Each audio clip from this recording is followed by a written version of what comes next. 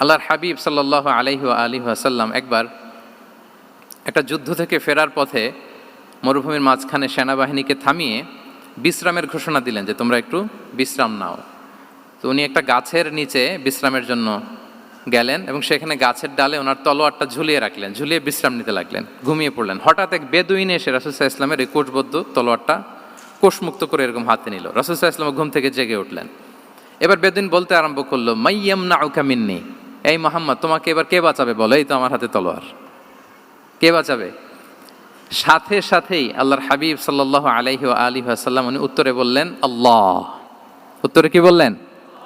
কোনো চিন্তা ভাবনা নাই যে ওরে আঘাত করা যায় কিনা পাল্টা, বা কোনোভাবে ওর কনফিডেন্স ডাউন করা যায় কিনা, এদিক সেদিক কারো সাপোর্ট চাওয়া যায় কিনা, কোনো দিকে না তাকিয়ে কি বললেন? আল্লাহ।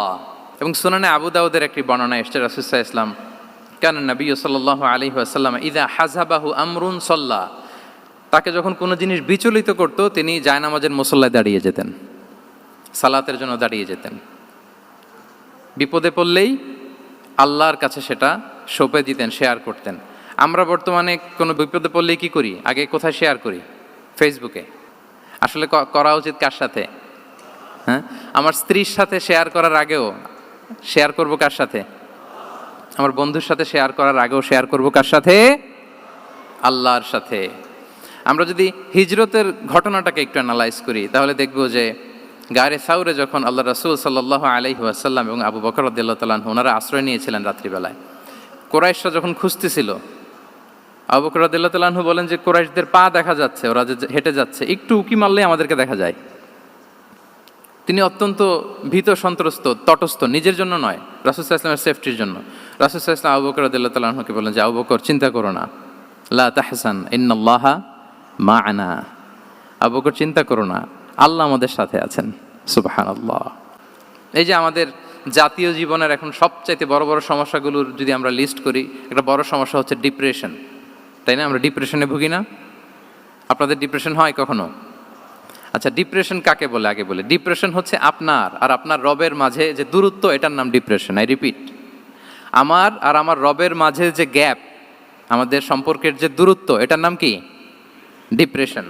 আপনি যত আল্লাহর সাথে সম্পর্ক জোরদার করতে পারবেন, ডিপ্রেশন আপনার থেকে দৌড়ে পালাবে। এজন্য আমাদের বিশ্বাসীদের জীবনে কোনো ডিপ্রেশন নাই। আছে?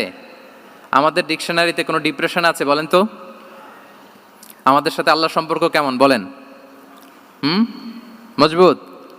আলহামদুলিল্লাহ পড়ুন সবাই।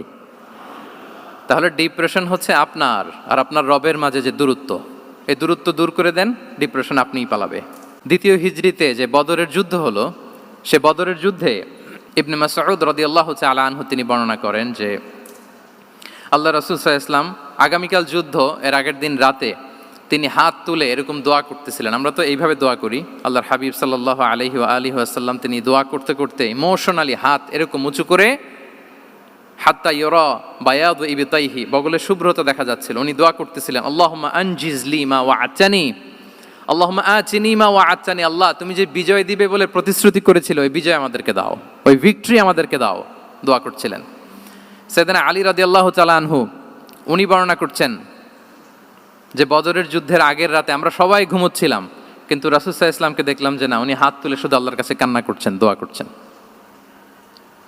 আবু বকর রাদিয়াল্লাহু তাআলা আনহু উনি বলেন যে আমি যে দেখলাম যে তিনি ফজর পর্যন্ত দোয়া চালিয়েই যাচ্ছিলেন, দোয়া চালিয়েই যাচ্ছিলেন, দোয়া কন্টিনিউ করছিলেন তিনি। এবং দোয়া করতে করতে রাসূল সাল্লাল্লাহু আলাইহি ওয়াসাল্লাম এতটাই ইমোশনাল হয়ে গেলেন যে ওনার গায়ের চাদরটা নিচে পড়ে গেল। আবু বকর রাদিয়াল্লাহু তাআলা আনহু যে বলেন, ইয়া নবী আল্লাহ কাফাকা মুনাশাদাতুকা রাব্বাক ফাইন্নাহু সায়ুনজিজু লাকা মা ওয়া'দাক, হে নবী যথেষ্ট, এনাফ ইজ এনাফ, অনেক হয়েছে নবী, আন্না, আর কাঁদতে হবে না, আপনার রব আপনাকে ভিক্টরি বা বিজয় দান করবে ইনশাআল্লাহ। তাহলে দেখেন, যুদ্ধের আগের রাতে সেনাপ্রধান কি করে? এই কৌশল, ওই কৌশল, কোন দিক দিয়ে অ্যাটাক করা যাবে, ওয়ার স্ট্র্যাটেজি ঠিক করে, তার সাথে যারা আছে তাদের সাথে পরামর্শ করে। কিন্তু রাসূল সাল্লাল্লাহু আলাইহি ওয়াসাল্লাম সব কিছু সেট করে দিয়ে কার সাথে কানেক্টিভিটি করেছেন বলুন তো? আল্লাহর সাথে। This is called God centric mindset, Allah centric mindset. আমার হৃদয়টা সবসময় কার সাথে জুড়ে থাকবে? আল্লাহর সাথে, কারণ উনি ছাড়া আমার কোনো ঠিকানাই নাই।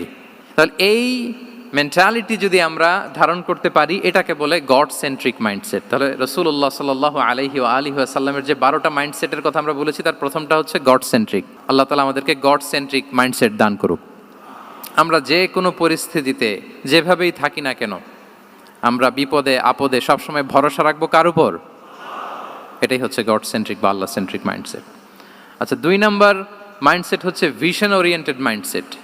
ভিশন ওরিয়েন্টেড মাইন্ডসেট মানে হচ্ছে যার মধ্যে দূরদর্শিতা আছে, ফার সাইটেডনেস আছে, who can anticipate the future, যে ভবিষ্যৎ আগাম অনুমান করে ফেলতে পারে, সামনের পরিস্থিতিকে আগাম অনুমান করতে পারার যে যোগ্যতা বা দীর্ঘমেয়াদী চিন্তা করতে পারার যে ক্যাপাসিটি, এটাকে বলে ভিশন ওরিয়েন্টেড মাইন্ডসেট। এটা আল্লাহ রাসূল সাল্লাল্লাহু আলাইহি ওয়া আলিহি ওয়াসাল্লামকে আল্লাহ তাআলা দান করেছেন। উনি ভবিষ্যৎকে আগাম বুঝতে পারতেন, আগাম অনুমান করতে পারতেন, এবং সে অনুযায়ী তিনি স্ট্র্যাটেজি, প্ল্যান, পরিকল্পনা এটা তিনি সাজাতে পারতেন। এটাকে বলে ভিশন ওরিয়েন্টেড মাইন্ডসেট। এবার আসুন আমরা সিরাতের কিছু ইনসিডেন্টকে সামনে নিয়ে আসি যে তিনি কীরকম ভিশন ওরিয়েন্টেড মাইন্ডসেটের অধিকারী ছিলেন। আমরা সবাই হুদাইবিয়ার ঘটনা জানি না? কত হিজরিতে ঘটেছিল বলুন তো সবাই? 6ষ্ঠ হিজরিতে। লাকাদ সাদাকাল্লাহু রাসূলাহুর রুইয়া বিল হক লাতাদখুলুন্নাল মাসজিদাল হারামা ইনশাআল্লাহু আমিনিন। রাসূল সাল্লাল্লাহু আলাইহি ওয়াসাল্লাম 6ষ্ঠ হিজরিতে মদিনায় স্বপ্নে দেখলেন যে তিনি উমরা করতে যাচ্ছেন। তো নবীদের স্বপ্ন এটা কেবল স্বপ্ন নয়, এটা আল্লাহর পক্ষ থেকে ওয়াহি, রেভেলেশন। তো সেই হিসেবে তিনি 1400 সাহাবা নিয়ে উমরা করতে চলে গেলেন মক্কায়, কিন্তু মক্কাবাসী ঢুকতে দিল না, থামিয়ে দেয়া হলো। তো তখন একটা চুক্তি হয়েছিল, ওই চুক্তিতে বলা হলো, রাসূল সাল্লাল্লাহু আলাইহি ওয়াসাল্লাম লিখতে বললেন যে লিখো মিন মুহাম্মদ রাসূলিল্লাহ, আল্লাহর রাসূল মুহাম্মদের পক্ষ থেকে কুরাইশদের সাথে এই চুক্তি। কুরাইশরা আপত্তি করলো যে না, শুধু মুহাম্মদ লেখা যাবে, রসুলুল্লাহ লেখা যাবে না, কারণ তুমি যে রসুলুল্লাহ, আল্লাহর রসুল, এটা যদি আমরা মেনে নেই তাহলে তোমার সাথে আর আমাদের দ্বন্দ্ব কিসের, আমরা তো ভাই ভাই হয়ে গেলাম, রসুলুল্লাহ কাটো। সাহাবারা কেউ রাজি হয় না, বিশেষ করে ওমরে ফারুক রাদিয়াল্লাহু তাআলা, উনি রাজি হয় না, না না এটা কাটা যাবে না। রাসূল সাল্লাল্লাহু আলাইহি ওয়াসাল্লাম অনেক বলে কয়ে বুঝালেন যে না, দীর্ঘমেয়াদী চিন্তা করতে গেলে আমাদের এখন একটা শান্তি চুক্তির দরকার আছে, যাতে করে আমরা আমাদের গ্লোবাল নেভিগেশন সিস্টেম, দাওয়া সিস্টেমকে আরও স্ট্রং করতে পারি। অনেক বলে কয়ে রাসূলুল্লাহ কাটা হলো। এরপর তারা বলে চুক্তিতে লিখো যে এই বছর উমরা করতে দেয়া হবে না, এই বছর ফিরে যাবেন আপনারা সবাই। এটাও সাহাবারা রাজি হয় না, আল্লাহ রাসূল সাল্লাল্লাহু আলাইহি ওয়াসাল্লাম রাজি হলেন। আবার আরেকটা ক্লোজে লেখা হলো যে আগামী বছর আসলেও 3 দিনের বেশি থাকা যাবে না, সেটাও রাজি হয়ে গেল রাসূল সাল্লাল্লাহু আলাইহি ওয়াসাল্লাম, সাহাবারা রাজি হচ্ছেন না। এরপর মক্কা থেকে কোনো লোক মদিনায় গেলে মদিনাবাসী তাকে রাখতে পারবে না, ফেরত দিতে হবে। কিন্তু মদিনা থেকে কোনো লোক মক্কায় আসলে মক্কাবাসী তাকে ফেরত দিতে বাধ্য থাকবে না। দেখেন, একটার পর একটা মুসলমানদের বিরুদ্ধে সব ক্লোজ যাচ্ছে, কোনো সাহাবীরাই রাজি হচ্ছেন না। কিন্তু আল্লাহ রাসূল সাল্লাল্লাহু আলাইহি ওয়া আলিহি ওয়াসাল্লাম তিনি বললেন যে না, লিখো লিখো। উমর ফারুক রাদিয়াল্লাহু তাআলা আনহু এতটাই রাগান্বিত হলেন, তিনি প্রশ্ন করলেন, ইয়া রাসূলুল্লাহ, আলাইসা আনতা নাবিয়্যুন হক, আপনি এই যে কম্প্রোমাইজের পর কম্প্রোমাইজ করে যাচ্ছেন, আপনি কি সত্য নবী নন, সত্য রাসূল নন?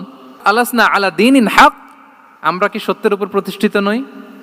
আলাইসাল কুরআনু কিতাবুন হক, তো সব যদি সত্য হয় আপনি কেন এগুলো মানছেন? রাসূল সাল্লাল্লাহু আলাইহি ওয়াসাল্লাম বললেন যে ওমর, তুমি বাদশেদো না, মেনে নাও। মেনে নিলেন, এবং এই মেনে নেওয়াটাকেই আল্লাহ ভিক্টরি বলে ঘোষণা দিলেন, বিজয় বলে। আল্লাহু আকবার। ইন্না ফাতাহনা লাকা ফাতহাম মুবিনা। এবং হুদাইবিয়ার এই সন্ধি থেকেই বেসিকলি মক্কা বিজয় ওইদিকে ত্বরান্বিত হয়েছে গতি প্রবাহটা। কারণ রাসূল সাল্লাল্লাহু আলাইহি ওয়াসাল্লাম অনেক দূর দেখেছেন, সাহাবারাই সামনের কিছু বিষয়ে তারা খেয়াল করছেন, কিন্তু রাসূলুল্লাহ সাল্লাল্লাহু আলাইহি ওয়া আলিহি ওয়াসাল্লাম তিনি অনেক দূর দেখতে পাচ্ছেন। আচ্ছা বলেন, 3 তলার উপর থেকে একজন একটা ভিউ দেখতে পায়, আর 30 তলা উপর থেকে আরেকজন একটা কন্ডোমিনিয়ামের উপর থেকে একটা পানোরামিক ভিউ দেখতে পায়, দুইজনের ভিউ দেখা কি একরকম হয়? বলেন, একরকম হবে? কখনোই হবে না। আবিসিনিয়াতে যারা হিজরতে গিয়েছিলেন তারা মদিনায় ব্যাগ এন্ড ব্যাগেজ সব কিছু নিয়ে খায়বার বিজয়ের সময়, মানে 7ম হিজরিতে এসেছিলেন। তো রাসূল সাল্লাল্লাহু আলাইহি ওয়াসাল্লাম যখন মক্কা থেকে মদিনায় হিজরত করলেন, সব সাহাবারা মদিনায় চলে আসছেন। মদিনায় এখন একটা ইসলামিক সোসাইটি, ইসলামিক স্টেট। বদরের যুদ্ধে মুসলমানদের বিজয়, খন্দকে বিজয়, খন্দক তো 5মে, তারপরে ওনারা কেন আসে না বলেন তো? আসেনি। 7ম হিজরিতে এসেছেন, জাফর রাদিয়াল্লাহু তাআলা আনহুর নেতৃত্বে, সাইয়েদনা আলী রাদিয়াল্লাহু তাআলা আনহুর আপন ভাই, বড় ভাই, ওনার নেতৃত্বে যখন 7ম হিজরিতে ওখানে যাওয়ার 15 বছর পর যখন তারা সবাই ফিরলেন, রাসূল সাল্লাল্লাহু আলাইহি ওয়াসাল্লাম এত খুশি হলেন, তিনি বললেন, মা আদরি বি আইয়িহিমা আনা আফরাহ বি ফাতহি খাইবার আও বি কুদুমি জাফর। আমি কোনটাতে বেশি খুশি আজকে আমি জানি না, খায়বার বিজয়ে বেশি খুশি না আমার ভাই জাফরকে পেয়ে বেশি খুশি। আল্লাহু আকবার, এত খুশি হয়েছিলেন। তো এখন এমনি তো মনে প্রশ্ন জাগে যে রাসূল সাল্লাল্লাহু আলাইহি ওয়াসাল্লাম যখন মদিনায় চলে আসলেন, কোরআনের আয়াতগুলো নাজিল হয়, সালাত ফরজ হলো, জাকাত আসলো, সব হলো, একটার পর একটা হচ্ছে, ইসলামিক স্টেট, তো ওনারাই কেন আবিসিনিয়াতে পড়ে আছেন? প্রশ্ন জাগে না? ওই সময় একটা ক্রাইসিস মোমেন্ট ছিল, তখন ওনারা গিয়েছিল আবিসিনিয়াতে, কিন্তু আসে না কেন? ওনারা এসেছেন সপ্তম হিজরিতে। এর কারণ আবিসিনিয়ায় কিছু মুসলিমদেরকে রেখে দেওয়া, এটা রাসূলুল্লাহ সাল্লাল্লাহু আলাইহি ওয়াসাল্লামের প্ল্যান বি ছিল। কি ছিল? Plan B. রাসূল সাল্লাল্লাহু আলাইহি ওয়াসাল্লাম অপেক্ষা করছিলেন যে মদিনাকে প্রথমে ইন্টারনাল যত থ্রেট আছে এগুলো থেকে মুক্ত করতে হবে, এরপরে মদিনাকে যত এক্সটার্নাল থ্রেট আছে এগুলো থেকে মুক্ত করতে হবে। সব যখন মুক্ত করে উনি দেখলেন যে না, মদিনা সেফ জোন, এখন আর আলাদা একটা বেইজ, একটা এক্সট্রা সেফ জোন বা এডিশনাল বেইজ আমার কোথাও দরকার নাই, তখনই তিনি লোক পাঠালেন যে যাও, জাফরের নেতৃত্বে আবিসিনিয়ায় যারা হিজরত করেছে তারা সবাই মদিনায় চলে আসো। সুবহানাল্লাহ বিহামদি। তাহলে একটা প্ল্যানে কাজ করতেন না, আমরা তো এরকম করি, একটাই প্ল্যান। প্ল্যান কটা? এটা যদি ওয়ার্ক না করে শেষ, আমু নাই সালাও নাই। কিন্তু রাসূলুল্লাহ সাল্লাল্লাহু আলাইহি ওয়াসাল্লামের প্ল্যান এ ছিল, প্ল্যান বি ছিল, প্ল্যান সি ছিল। প্ল্যান এ ওয়ার্ক না করলে প্ল্যান বিতে যেতেন, বি ওয়ার্ক না করলে সিতে যেতেন, এইভাবে তিনি কাজ করতেন। তাহলে এটা হচ্ছে বেসিকলি ভিশন ওরিয়েন্টেড মাইন্ডসেটের অধিকারী যারা, তারা এটা করে, যারা ফিউচারকে অ্যান্টিসিপেট করতে পারে, আগাম অনুভব করতে পারে যে কি হতে পারে সামনে। এই যে বাংলাদেশের বিভিন্ন প্ল্যান পরিকল্পনায় আমরা দেখা যায় যে এখান দিয়ে একটা ব্রিজ করে পরে ভাঙতে হয়, রাস্তা একটা তৈরির পরে ভাঙতে হয়, কোথায় এক টানেল হয়ে আছে প্রতি মাসে মাসে এখন লস হয়, তারপর 1 ঘন্টা বৃষ্টি হলে পুরো ঢাকা শহর এটা বন্যা হয়ে যায়। এগুলো হচ্ছে একাধিক প্ল্যান না থাকা, ভিশনারি অ্যাটিটিউডের অধিকারী না হওয়ার কারণে এই ঝামেলাগুলো আমাদের হচ্ছে। তো প্রফেটিক সিরার এই প্রফেটিক মাইন্ডসেট থেকে আমাদের নেয়ার বিষয় হচ্ছে এটা, যে আমাদেরকে ভিশনারি অ্যাটিটিউডের হতে হবে। রাসূল সাল্লাল্লাহু আলাইহি ওয়াসাল্লাম ভিশন ওরিয়েন্টেড মেন্টালিটির ছিলেন। আগাম, আজ থেকে 50 বছর পরে বাংলাদেশে কি ক্রাইসিস হতে পারে, আজ থেকে ঠিক 100 বছর পরে বাংলাদেশে কি হতে পারে, ওই রোডম্যাপকে সামনে রেখে আমাদেরকে প্ল্যান করতে হবে। এটাকে বলে ভিশন ওরিয়েন্টেড মাইন্ডসেটের অধিকারী হওয়া।